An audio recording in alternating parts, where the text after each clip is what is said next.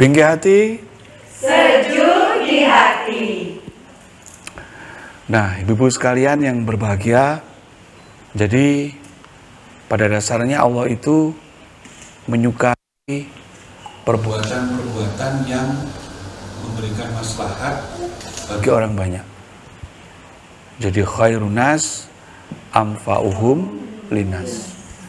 Jadi sebaik-baik orang, sebaik-baik manusia adalah dia yang paling banyak memberikan manfaat kepada orang lain. Nah, salah satu orang yang paling banyak memberikan manfaat kepada orang lain itu adalah istri, ibu-ibu. Maka pernah saya mengatakan, ibu itu beda dengan perempuan. Kalau perempuan itu kan jenis kelamin, gender.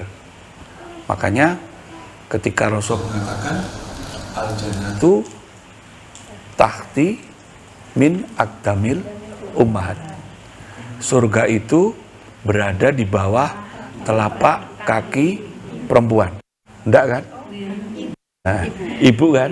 Nah, jadi surga itu di bawah telapak kaki ibu, bukan di bawah telapak kaki perempuan. Kenapa? Karena perempuan itu cuma jenis kelamin, membedakan laki-laki dan perempuan. Tapi kalau ibu itu fungsi perempuan sebagai ibu. Tidak semua perempuan jadi ibu, tapi setiap ibu mesti perempuan. Nah, Rasulullah misalnya pernah mengatakan, wahai Rasulullah, andai saya boleh bersujud atau andai saya harus berbakti, kepada siapa dulu? Kepada ibumu. Kepada siapa lagi? Ibumu. Kepada siapa lagi? Ibumu. Kepada siapa lagi? Bapakmu. Nah, setelah 3 kali baru bapak. Tapi bukan kepada siapa saya harus berbakti ya Rasulullah? Kepada perempuan, enggak. Kepada siapa lagi? Perempuan, enggak. Tapi ibu, karena ibu itu sebagai fungsi. Maka saya berharap kita berdoa bersama jamaah Jamilah menjadi ibu, bukan menjadi perempuan. Nah, jadi ibu bagi anak-anak, ibu bagi siapapun, karena ibu itu fungsinya sangat tinggi, sangat mulia. Nah, dulu karena itu begini, salah satu tadi saya bilang sedekah di awal ya. Sedekah itu bukan hanya materi, bukan hanya uang. Kalau infak itu mesti uang. Tapi kalau sedekah bisa senyum yang manis, bisa. Ibu-ibu ini kan sudah bersedekah semua ini. Wajahnya udah manis-manis, udah tersenyum. Rasulullah pernah mengatakan, andai pada suatu hari kamu tidak menemukan kebaikan, maka keluarlah, temui tetanggamu, senyum. Itu sudah sedekah. Udah sedekah, senyum. Asal jangan cengengesan. Karena senyum dengan cengengesan itu beda ya, beda. Nah, makanya kan sebetulnya ketika Rasulullah mengatakan bahwa senyum itu adalah sedekah, itu memang menurut saya gitu, menurut pengalaman pribadi saya, itu kalau kita di orang Jawa, orang Indonesia itu udah biasa. Orang Jawa itu udah suka senyum, Bo. Tapi kalau di Mekah saya susah cari orang senyum. Ya bro ya, susah banget cari orang senyum di sana itu. Makanya mungkin Nabi sampai bilang senyum sedekah itu, karena memang di sana senyum itu langka. Lah di sini enggak. Mungkin di sini mingkem sedekah gitu ya. Karena semua orang mingkem sedekah. Nah, itu senyum. Jadi Rasulullah dengan Aisyah istrinya itu kan juga berbagi. Rasulullah itu orang yang sangat sayang kepada istrinya, hangat, romantis. Jadi jangan dikira nih Rasulullah itu terus tegang dulu, cuma boleh, enggak boleh, haram, halal, enggak. Rasulullah itu suka senyum, suka sedekah, senyum. Rasulullah juga suka guyon. Pernah Rasulullah ditanya oleh seorang perempuan tua, ibu-ibu udah tua. Wah Rasulullah, apakah saya bisa masuk surga?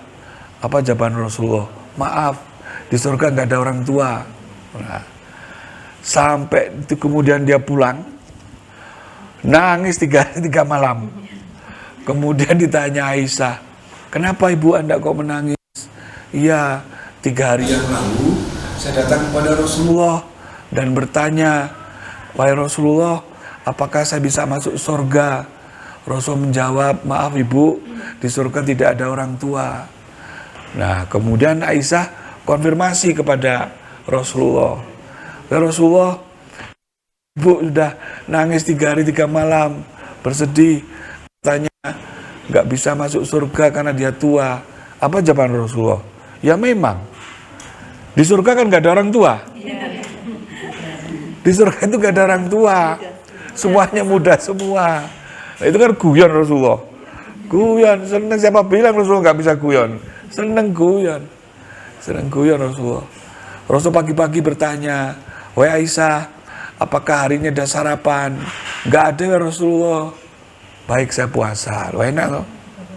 Enak banget. Nggak seperti suami kita ya? Nggak seperti saya. Nggak ada sarapan, marah-marah.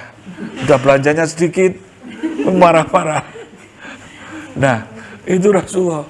Nah, begitu puasa, datang sore-sore, ada tetangga sebelah rumah memberikan hadiah, bukan sedekah.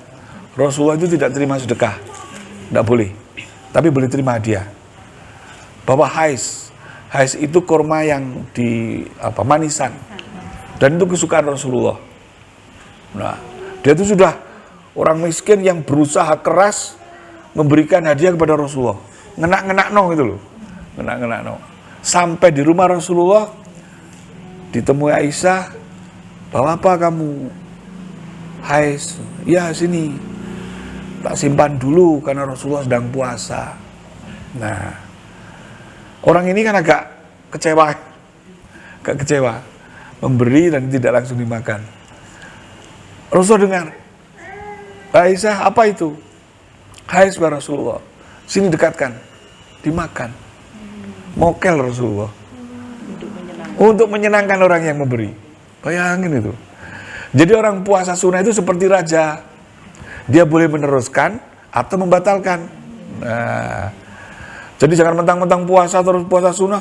Udahlah aku puasa.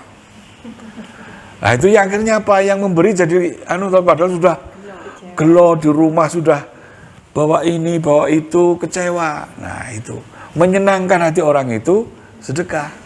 Nah, jadi yang dimaksud dengan sedekah itu bukan hanya yang memberi, yang menerima pun juga sedekah. Kenapa? Karena memberi kesempatan kepada buros untuk bersedekah. Bayangkan kalau misalkan saya diberi tidak mau.